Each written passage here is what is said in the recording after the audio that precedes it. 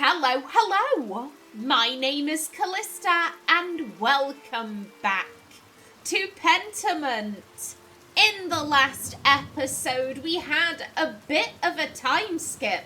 We executed Lucky, we said goodbye to Piero, and now we have returned some years later. And Andreas, look at how fancy he's dressed. He's still wearing Lorenz's pin, I noticed, but look at this fine fur, look at these fine clothes, that lovely tunic. It seems he has become a master in his own right. He has a little errand boy with him. This is all very interesting. I'm very excited to see what Andreas got up to in that time. Now, before we actually carry on with the main plot, I want to talk about my thoughts and some theories. So, now that we've completed Act 1, I can safely say I am really enjoying myself with this. I love that they didn't tell us if we were right or not about Lucky. We never got any definitive, like, oh yeah, he did it, he was the killer. Like, at the execution, Lucky didn't go down on bended knee and say, like, yeah, I totally did it, I was the killer, your guess was correct, how could you players, damn you to hell. Like, he was just like, oh, I hope the Lord takes my spirit, which I think most people would be saying if they were religious and about to have their head chopped off. That wasn't really any definitive proof of like, oh yeah, Lucky was the killer. I like that we're just having to trust our intuition that we interpreted the clues correctly. I like that. Now, theories. So, the first thing I want to talk about, the name of the game, Pentiment. So, I've said before, I'm not a particularly arty person. I like to draw, but when it comes to, classical art and artists and techniques, I don't know anything. I assumed Pentiment, I assumed that it came from penitent, like the penitent sinner, because this takes place in a monastery. However, I was informed that it actually comes from the term pentimento, which is an artistic technique. It basically means that, so you take a painting and then you cover it with new layers. You hide the original piece of art. I find that very interesting because obviously, we have this whole story about like, oh, the Baron is killed, the Baron is dead. What's going on with that? But then we also have the side story that I think this is going to be important. The side story of what happened to Lorenz's book.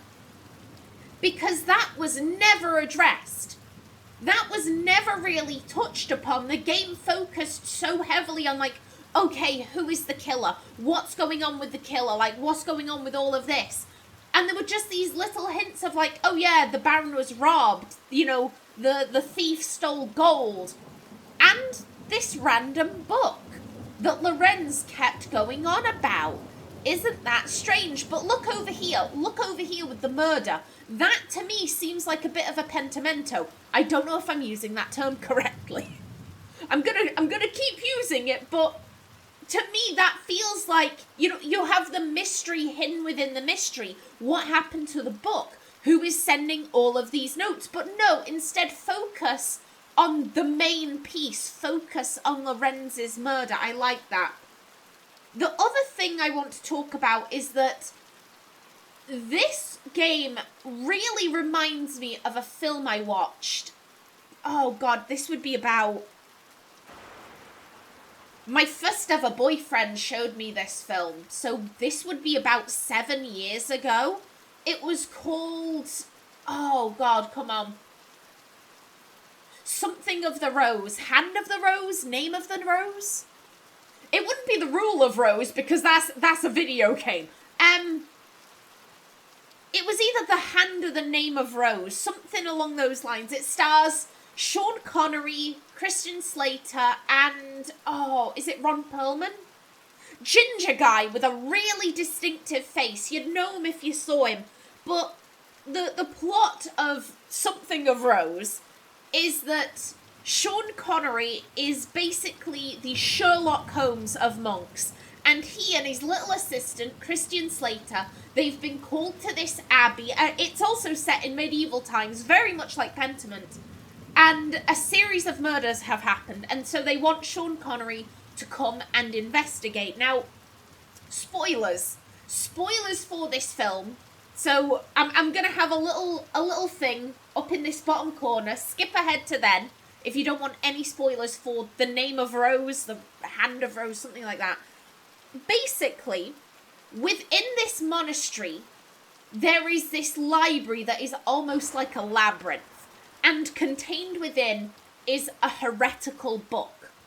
And one of the monks decided, right, I don't want anyone reading this book. It's by one of the Greek philosophers, Socrates or Aristotle maybe, one of the two.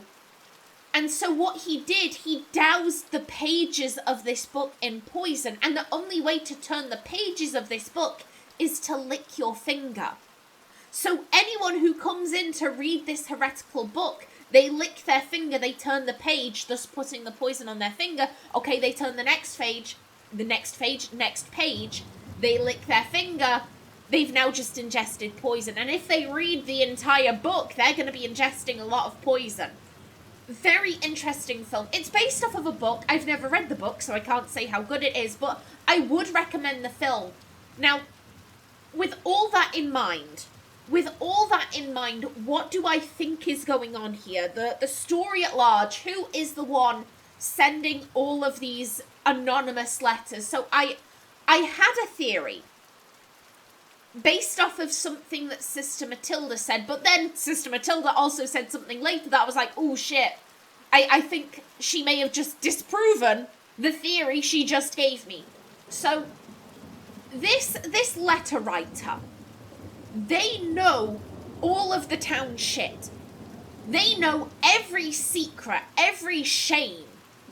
Who could possibly know that? Well, who did Sister Matilda tell about what happened to her? She only told two people, Mother Cecilia and Father Thomas, the town confessor. Father Thomas would know everyone's shit. Everyone is going to go to him to unburden themselves of all of the things that are troubling them. He would know. He would know all of these secrets, but I don't think Father Thomas could have done this because Sister Matilda found her note in her bed. Father Thomas is a well-known figure in town. If he entered the nun's side of the convent, people would see that. People would see. So I don't know how confession would work here. Because obviously women are only allowed in the convent. So I don't know if the nuns all go down to the church, or if maybe Father Thomas goes up and maybe he talks to them through the door in the scriptorium. Because that has a little slot, for the nuns to talk to the person on the other side. Maybe he would do that. But either way, if he were in the nun's side of the convent, I guarantee someone would have seen him. Someone would have seen him in that area, and that would have stuck in their minds like, oh, why is Father Thomas up here? That seems odd. So I don't think Father Thomas could have done it. I think we're looking for a woman. I think we're looking for a woman who could put on nun's garments, keep her head down, and people would just think, oh, that's maybe Sister Marguerite. They're of a similar height. Maybe that's Sister Marguerite. I'll just leave her be. And who occupies the church? Sister Emily. Now, something I found rather interesting was how quick Father Thomas was to say, oh, she can't write. She doesn't know how to read or write. I was like, why are you telling me that? The game even called out how odd that was. With Andreas saying, I'm sorry, I have a lot of thoughts in my head and it's kind of jumbling up my words. Andreas even thought, oh, isn't that odd? All of the nuns up at the abbey know how to read and write. Why doesn't this one? The game called out how odd that was. Oh, she's stuck in that little box. How do we know? We only have Father Thomas's word for that. I wonder if she's in there all the time, she might be overhearing all of the shit at confession. I don't know where the confessional box is in regards to her cell. Maybe they're right next door to each other. In which case, she's hearing all of that shit. We know that she came from another abbey that burnt down. I wonder if maybe she was doing the same thing here that she was doing there. We know that she has these religious visions. Maybe she believes that it is her godly mission to sort the wheat from the chaff and send the sinners back to hell where they belong. But obviously she's not particularly strong. She's a woman. She's a woman who, by all accounts, has some rather serious health complaints. So she can't do it personally. So she writes these letters. We know that the church is in relatively poor condition. You know, walls are sinking and this, that, and the other. Maybe she can get out of her cell. We know that Sister Marguerite, during the night, she thought that there was an intruder in the women's quarters. And she smelt, I can't remember all of the things she smelt, but 2 of them were alchemical. And the other 2 scents were nature related. The alchemical ones, those could be ingredients in incense, which again, someone who's living an isolated life in their cell, they might have access to incense. And the other 2, the nature smells, may be how Sister Amelie gets out of the cell. You know, she has to, rub herself up against like rocks and moss. So I wonder if it was maybe Sister Amelie she smelled, going and checking out the nuns' quarters. I think that is my current theory for who the letter writer is. I think it's Sister Amelie. She is overhearing all of these confessions. She knows all of the town shit. I think she was doing this in her previous church. Maybe that's the reason why it burned down. Someone took it upon themselves, like, right, I've got to burn down the church. And I think Father Thomas knows about Sister Amelie's letter writing. I think that's why he was so quick to be like, oh, she can't read or write. She can't read or write. She's totally not responsible for a series of events that led to the destruction of her previous church. She totally can't read or write. But I think she's up to her old tricks. She did it in her previous church. She got moved here. Her cell isn't completely secure, so she can go out and spread her letters. She saw that Lorenz was back. Lorenz, he talked about his book in Sister Amelie's presence, technically. He was outside of the church when he was like, oh, I've got this book. It'll cause a stir. Sister Amelie probably would have been able to hear that. And the next time the Baron brought it up, Father Thomas was there. And Father Thomas left quick. He was one of the first people to leave. Maybe he went back to the church and he was like on his way there going, oh, I can't believe that Lorenz has this heretical book. I know about all the bullshit he put this town through before. And now he's doing it again. And Sister Amelie heard that from inside her cell and was like, oh, I see I'm needed. God has told me to write my letters, my godly work of dealing with sinners and their bullshit. I think that is my current theory. Sister Amelie is behind all of this. She was doing it in her previous church and she's doing it again here. So that, I think that is all my theorizing. That took me about 15 minutes. I'm sorry. I've got a lot to say. Okay, back to the game. Caspar, what kind of voice do I want to give you? I doubt you're from Tassing. I'd assume he's probably from Nuremberg. He's like Andreas's little assistant. I'll give him a relatively posh voice, why not? Are you all right, Master Mailer? What?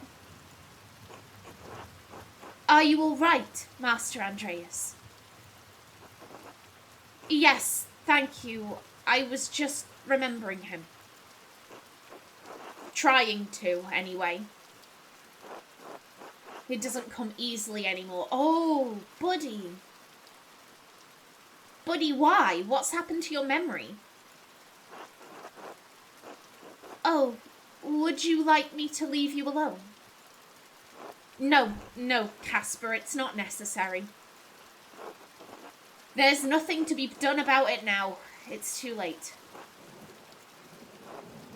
Like so many things.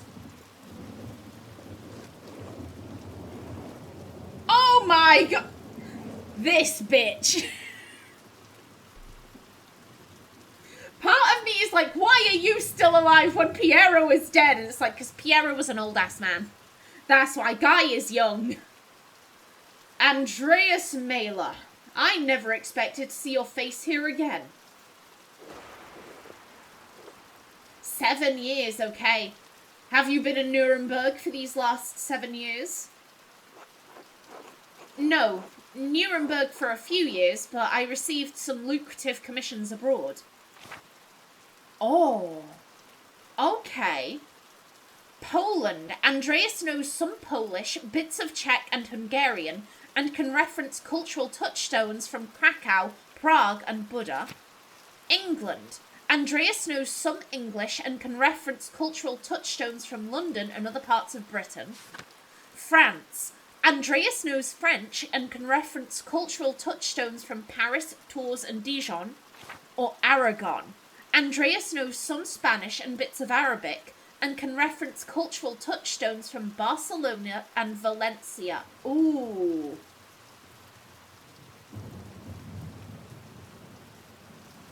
I'm drawn to England. I'm drawn to England because that's where I'm from. Oh.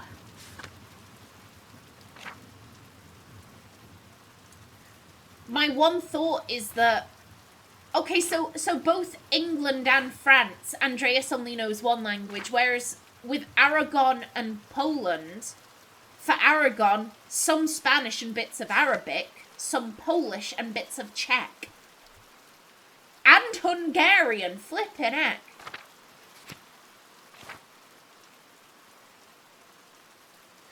I feel like if I were trying to get as much as possible, it would be wise to go with Poland. Because that way Andreas knows 3 languages. Although that being said, we picked up a French book.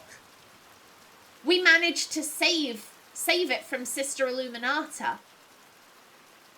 Andreas couldn't read it because it was in French. Ooh.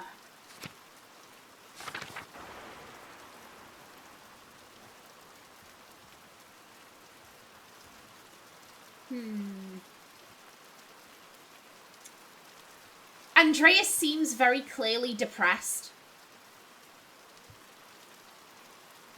This Andreas is not the same Andreas we met in Act 1.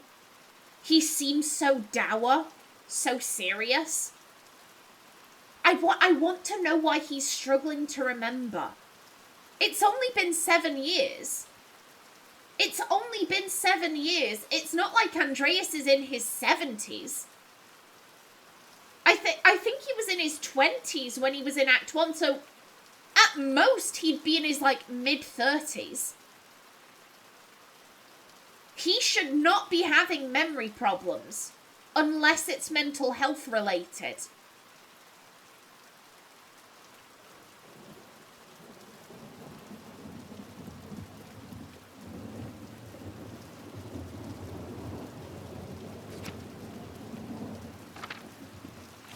Ooh.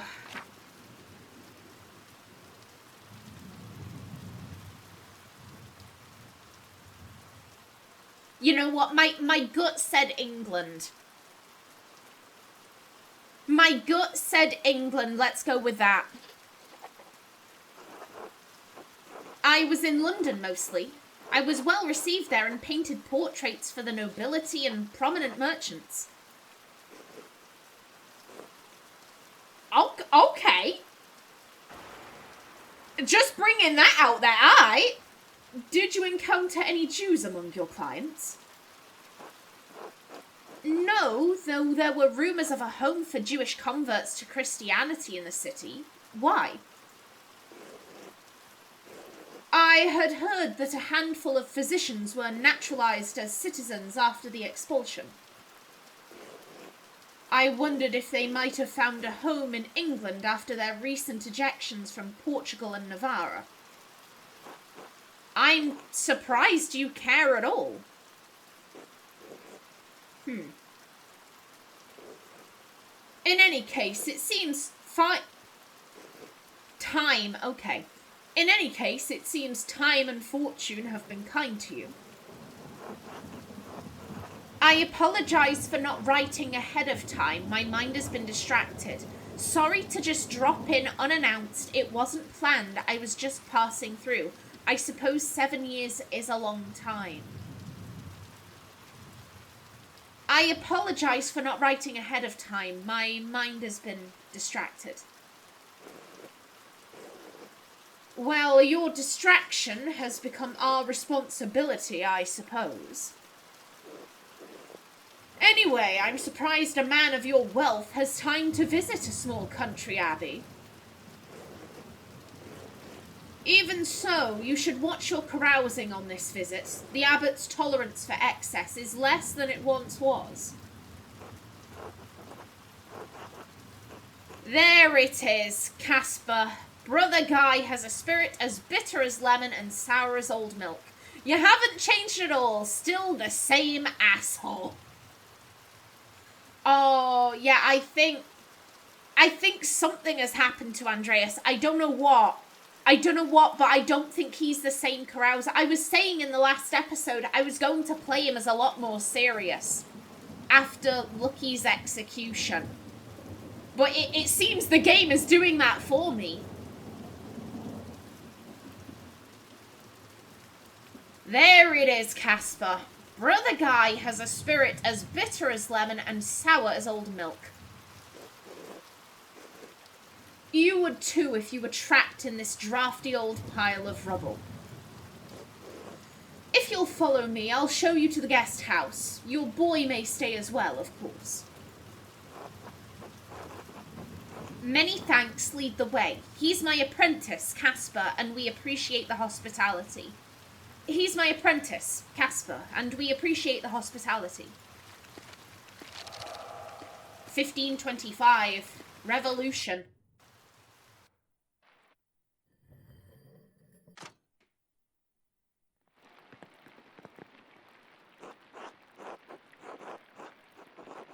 When was the last time someone stayed here? Everything's so musty.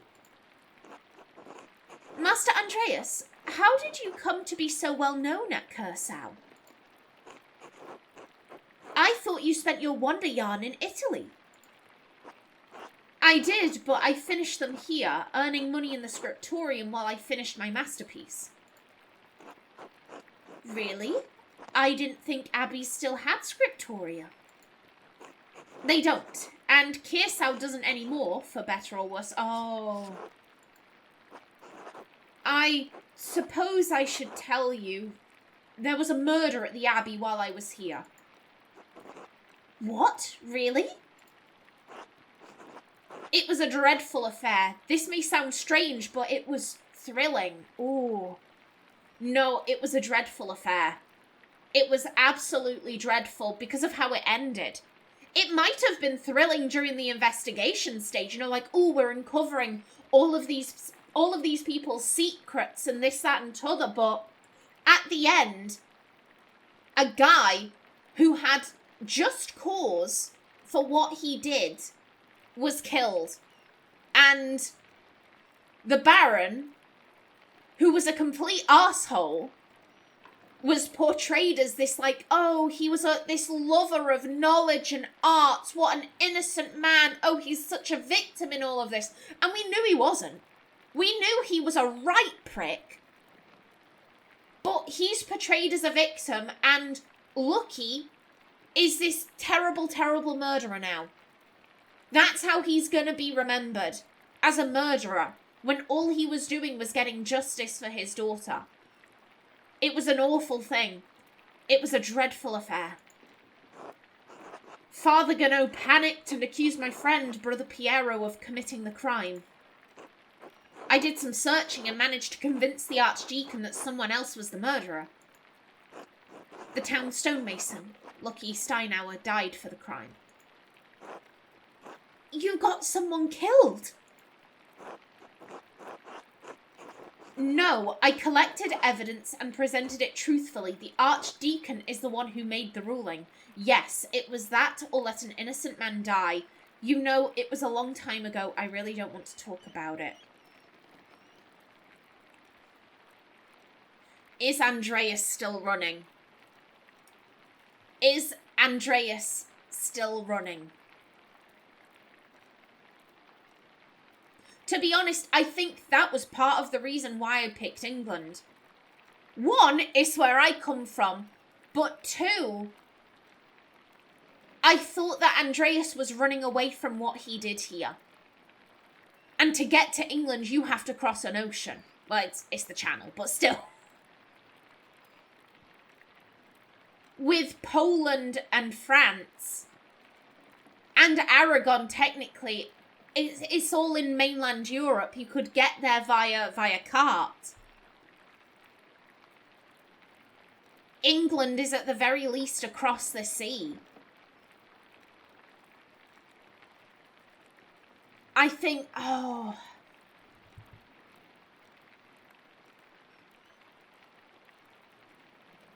Is he still running from what he did?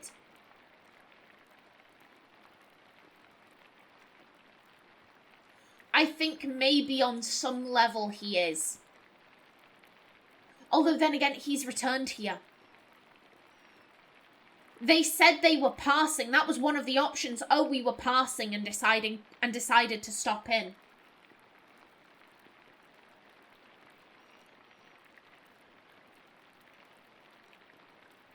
If you're stopping in, then that tells me that on some level you've stopped running. Although that to me feels like something that should happen in Act 3. He starts off as this very jovial carouser. Then, you know, he gets a bit more serious, although he's still not settled with what he's done. And then in Act 3... you know, he comes to the realization of, like, this was my fault. I've done this. So yeah, I think maybe on some level he is still running. No, I collected evidence and presented it truthfully. The Archdeacon is the one who made the ruling. Well, you couldn't let your friend die. Why didn't you mention it before? That must have been a terrible situation to be in. I made some missteps in my time at Kearsau, but I saved my friend's life in the end. Hard, yes, but also exhilarating. Yeah, no, I think I'm gonna play Andreas as being a lot more somber. I made some missteps in my time at Kearsau, but I saved my friend's life in the end. So what are we doing in Tassing now? I wanted to pay my respects to Brother Piero. And to be honest, I'm not looking forward to returning to Nuremberg. What's going on in Nuremberg? What are you running from in there? This commission, it's an obscene vanity piece under the pretext of a religious scene. My patrons just want to celebrate themselves and their wealth. I dread each new commission more than the last. Every step I take towards home is agonizing. Okay, so he's finally achieved his dream of becoming a master, but it's not what he expected. But, Master, you're famous and rich. Your work is wonderful. When I saw your altarpiece in Nuremberg, I begged my father to help me become your apprentice. I don't understand how you could accomplish all that you have and be unhappy. I know, it must be hard to believe. I was once very much like you. All that I have accomplished is my work, yes. Now I am left hollow with nothing else left. I thought I wanted to be like my father, like my brothers. I thought that was my dream. Oh. I know, it must be hard to believe. I was once very much like you.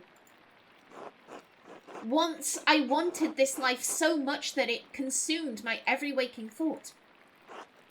I don't know if I've changed or if what I wanted was never really real.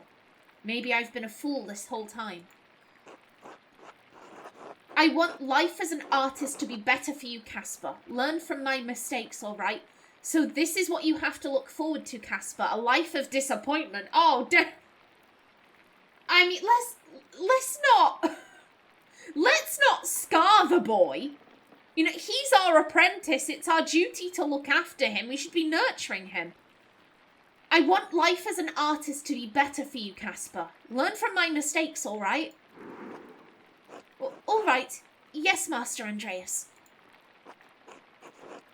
I shouldn't be burdening you with such dark thoughts, Caspar. Well, yeah, he's a boy. I shouldn't be burdening you with such dark thoughts, Caspar. Come, let's visit my old friend Klaus. It's been too long. As you like, Master Andreas. Okay, visit Klaus. Well, I will do that in the next episode because I'm just about out of time for this one. So, please remember to like if you enjoyed, leave a comment below, and if you wanted to subscribe, it would be very much appreciated. I've been Callista.